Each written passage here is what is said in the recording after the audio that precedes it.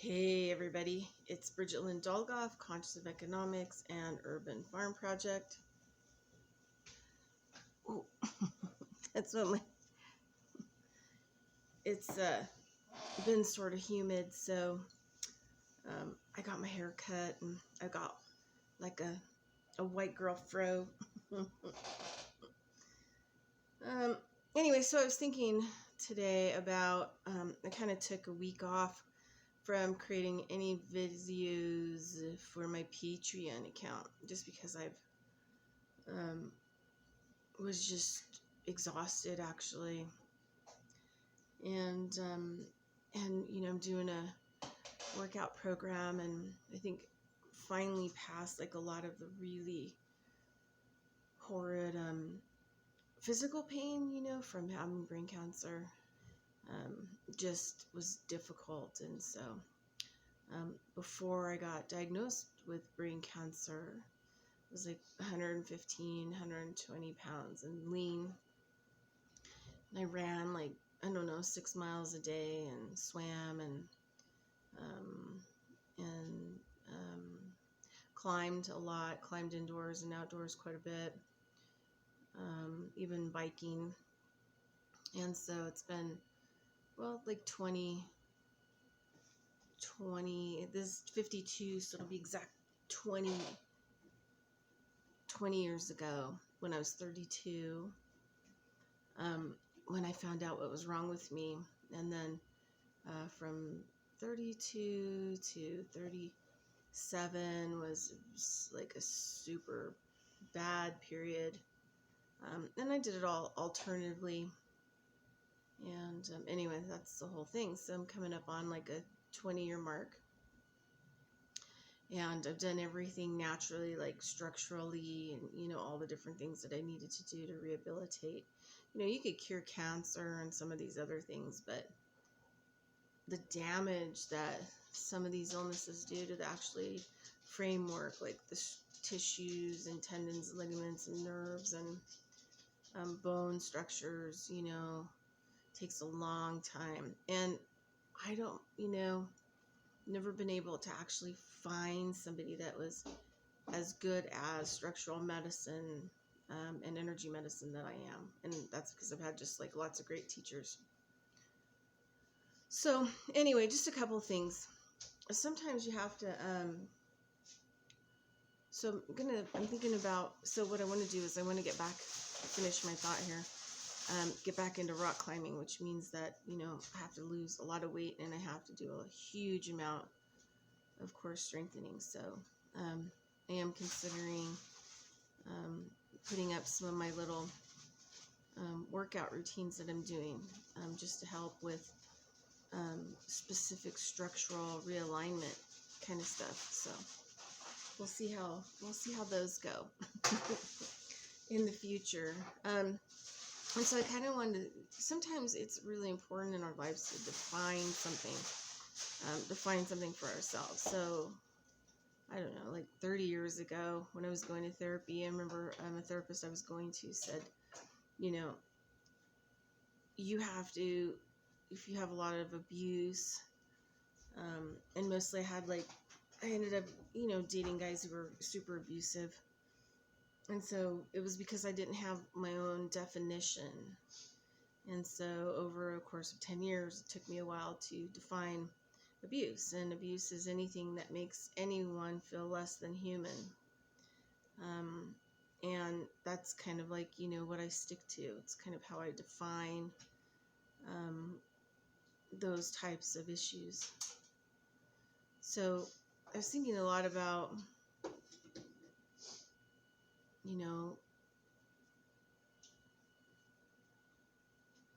how, that each individual person needs to figure out and define for themselves, because you're going to have a different level of education, you're going to have different language, and it has to be something that makes sense to you and that you understand.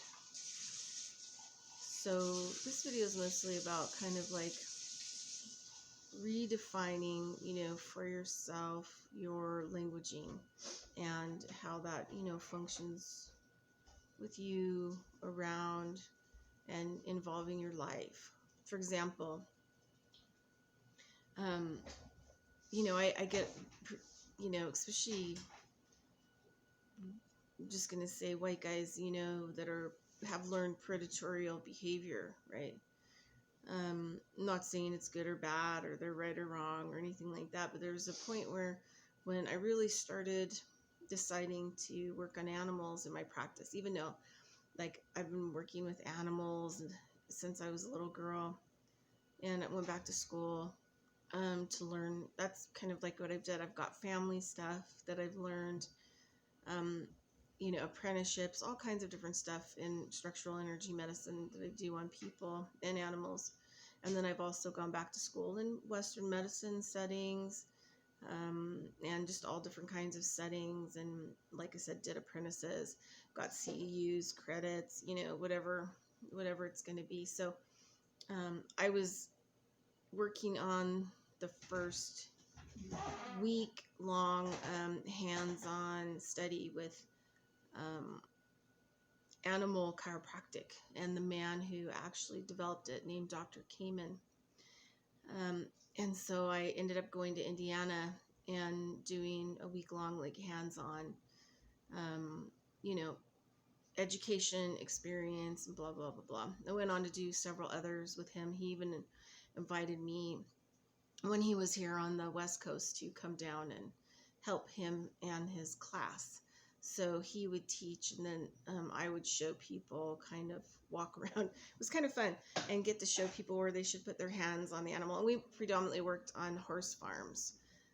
That way we could work on a lot of horses who really needed the help and learn at the same time. Animals that have been abused and whatever else. So anyway, I had already defined kind of like what abuse was. And I remember this, Southern guy who was there and, comes from this big, horse family and has like the, $5,000 boots and all this other stuff and this, predatorial behavioral attitude, which, that's not how I deal with medicine and especially animals or the environment.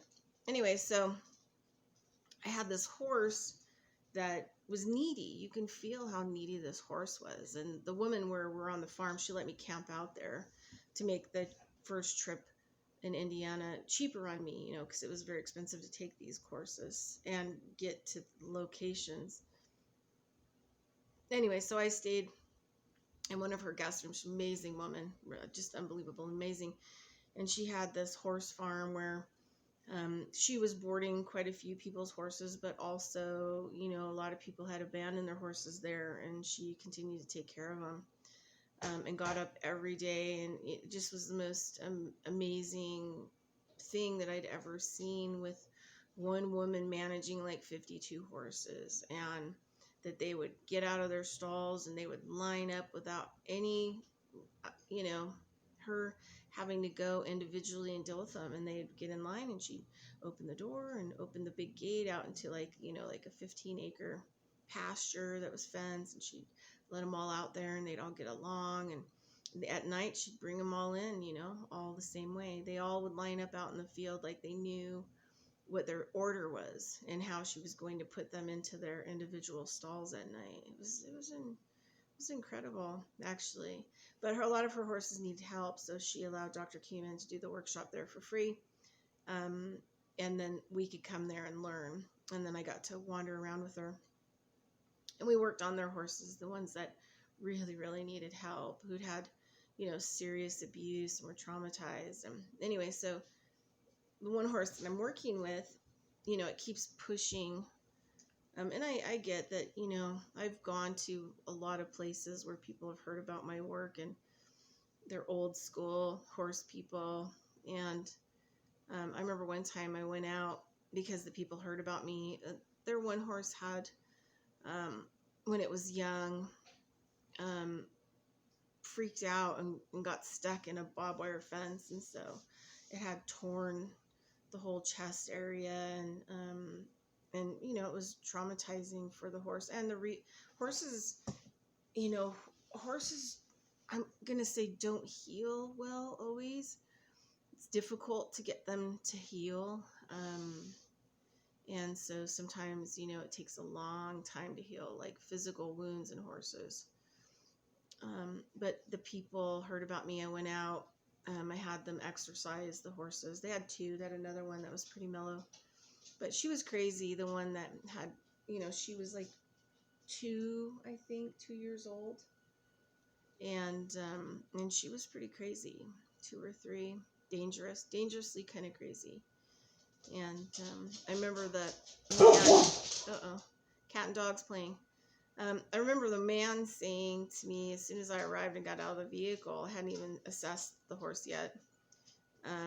He said to me, honey, I just want you to know that I don't believe in any of your witchy poo stuff. And the thing is, like, it was going to adjust the horse, right? It was going to, like, reboot its brain and adjust it and, just help it from its trauma.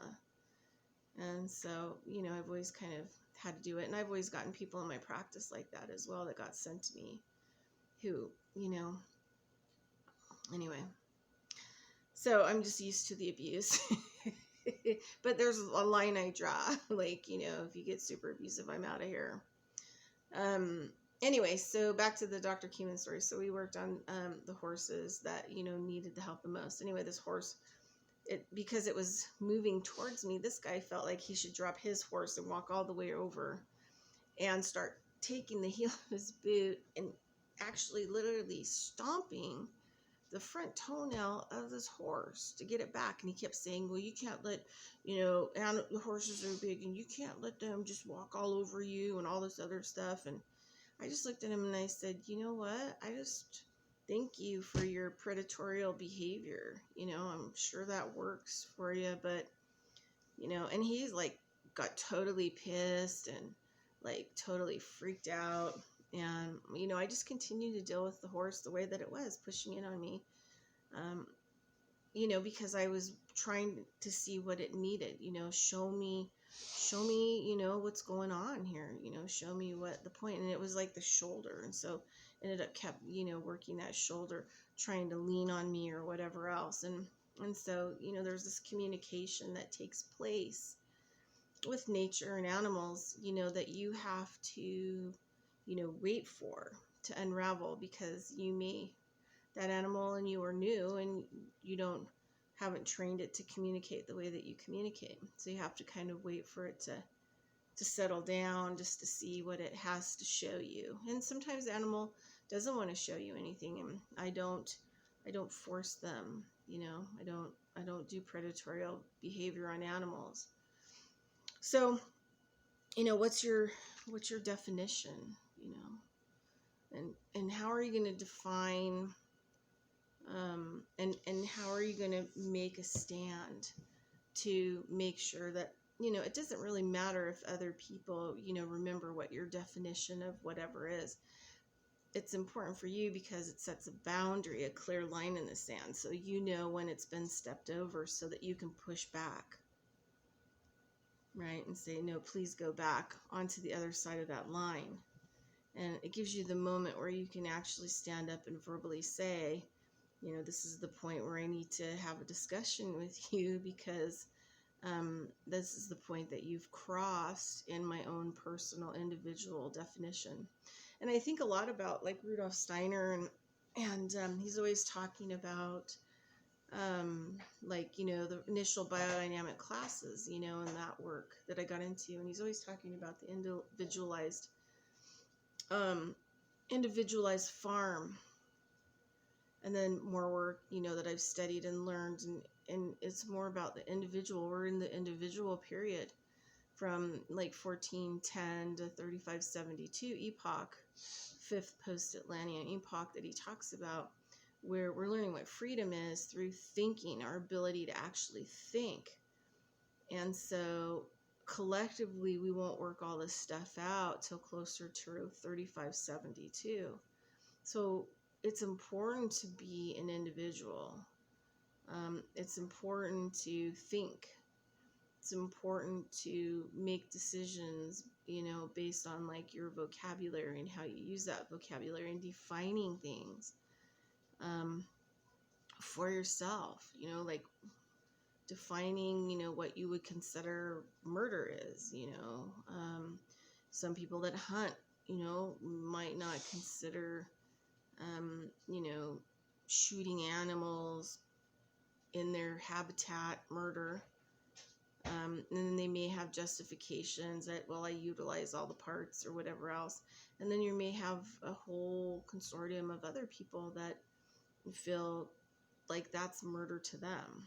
But, you know, once you define it, then if you go to the grocery store, you're not going to buy the meat because humans created habitat for those animals and they were in their habitat in their house and they were murdered and they were packaged and put on your shelf. So you have to figure out, you know, like what your definition of things are. You have to think. It's important for you to critically think and not be under other people's understanding, because you're going to be underneath their belief systems. You have to figure out what your own standing is. What is your own ideas? What are your own definitions? And then you have to have integrity, which means when they get pushed, you push back in a, you know, nonviolent way and just say, look, this is a point where I get to communicate with you because, you know, you've overstepped a scenario here, and this is how I've clearly defined it for myself, not for you or anybody else, but for myself. And so this is the point where I have to make a decision. Sometimes those decisions, you know, force us to walk away and not deal with people. And I think this is why a lot of people won't define things and make decisions for themselves, because we're kind of manipulative and controlling, and we want to continue to have people around even though we don't feel that they, you know, are walking in integrity and at least, you know, what we need. So this is about people defining things for themselves so that it can make your road a little bit clearer and less foggy. All right, everybody, that's it. Ridgeland Dolgoff, Conscious of Economics and Urban Farm Project. And I'll talk to you later. Bye.